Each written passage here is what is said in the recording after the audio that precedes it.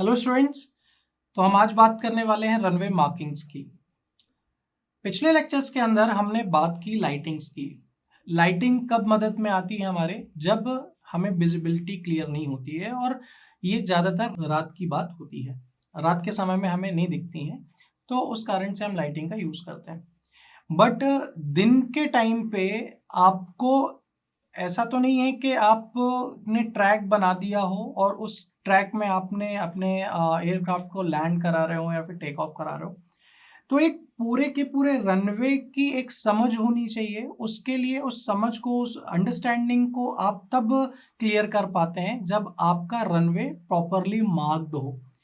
हर अलग अलग चीज की मार्किंग्स होती हैं, स्पेसिफाइड डायमेंशन होते हैं। अगर रनवे की अगर एक बिड्थ है तो वो बिड्थ कहाँ से कहाँ तक होगी, वो किस कलर की होगी, येलो होगी या वाइट होगी, ब्रोकन होगी या फिर कंटिन्यूअस होगी। तो इस तरीके से अलग अलग मार्किंग्स होती हैं। एजेस की होंगी, सेंटर लाइन की होगी, थ्रेशोल्ड जोन की होंगी, टच डाउन जोन की होंगी। तो इस तरीके से अलग अलग मार्किंग होती है। तो इसी सीरीज में जब मैं बात करूं तो सबसे पहली जो मेरी मार्किंग होती है वो क्या होती है, रनवे सेंटर लाइन मार्किंग। ठीक है। अगर मैं दूसरे मार्किंग की बात करूं तो क्या होगी, रनवे एज स्ट्रिप्स, और तीसरी होती है रनवे नंबरिंग। तो हम रनवे के अंदर जो भी मार्किंग करते हैं वो 3 पॉइंट में करते हैं। एक तो सेंटर लाइन मार्किंग करते हैं, दूसरा एजेस यानी साइड की स्ट्रिप्स को करते हैं, और तीसरा रनवे नंबरिंग करते हैं।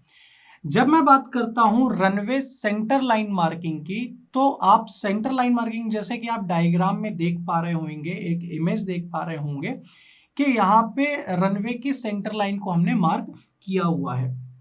अब ये जो बोल्ड में दिख रही है सेंटर लाइन, इस सेंटर लाइन की जो विड्थ होती है वो 90 सेंटीमीटर की होती है।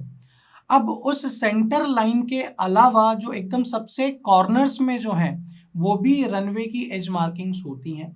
और अगर उसी के साथ साथ आपको जब मल्टीपल जो मार्किंग दिख रही हैं उनको आप क्या बोलते हैं, रनवे टच डाउन मार्किंग्स बोलते हैं, जिनकी जो विड्थ होती है वो 1.80 मीटर होती है, और जो इनके बीच का डिस्टेंस होता है, इनके बीच का स्पेसिंग होता है वो 1.50 मीटर का एक क्लियर डिस्टेंस होता है।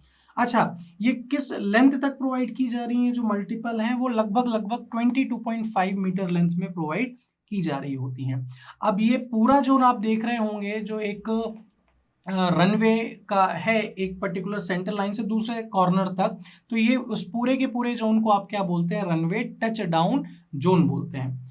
उसके बाद हमारा जो दूसरा आता है मार्किंग का वो होता है रनवे एज स्ट्रिप्स होता है। अब आप डायग्राम में आपको देखने को मिल रहा होगा कि इस डायग्राम में भी आपको अलग अलग मार्किंग्स देखने को मिल रही होंगी। सबसे पहले तो ये रनवे थ्रेशोल्ड मार्किंग है ना। आपको आप देख रहे होंगे एक ब्लैक कलर की बोल्ड सेंटर में लाइन दिख रही होगी, जो कि विड्थ जिसकी क्या होगी, 90 सेंटीमीटर होगी।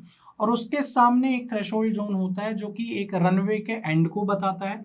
वहां पे भी जो रनवे का एंड है, रनवे के एंड से 6 मीटर के दूरी के बाद आप क्या प्रोवाइड करते हो, अलग अलग लाइंस प्रोवाइड करते हो। अब उन लाइन की जो लेंथ होती है वो कितनी होती है, 45 मीटर की होती है। अगर मैं बात करूं, आप देख रहे होंगे वो 45 मीटर की होती है। और अगर जब मैं थ्रेशोल्ड मार्किंग की बात कर रहा हूं तो उनके बीच में आपको 5 मीटर का डिस्टेंस भी देखने को मिल रहा होगा।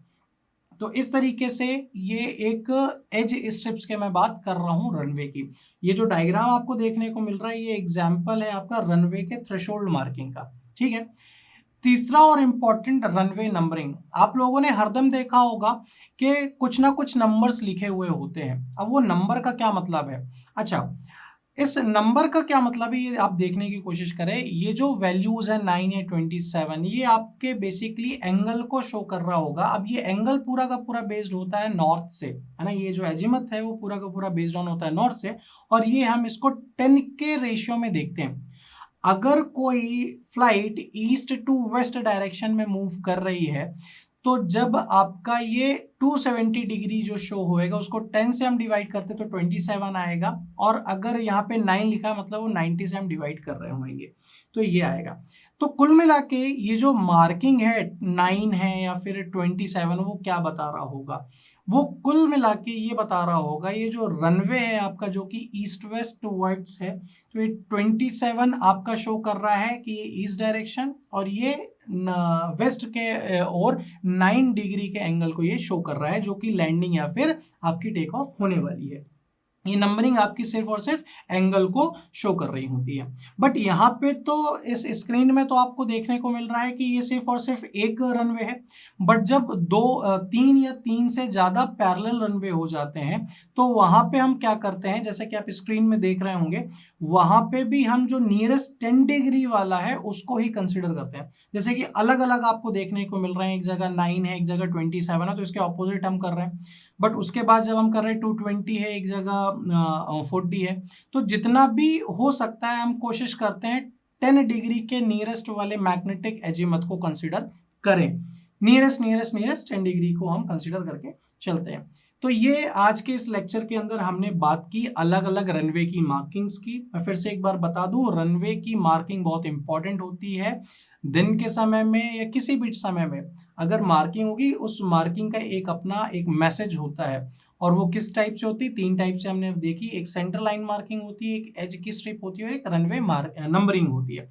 नंबरिंग का भी मतलब हमने समझा, एज स्ट्रिप्स की कितनी विड्थ डायमेंशन होती है वो भी समझा, और सेंटर लाइन मार्किंग्स भी हमने समझी है।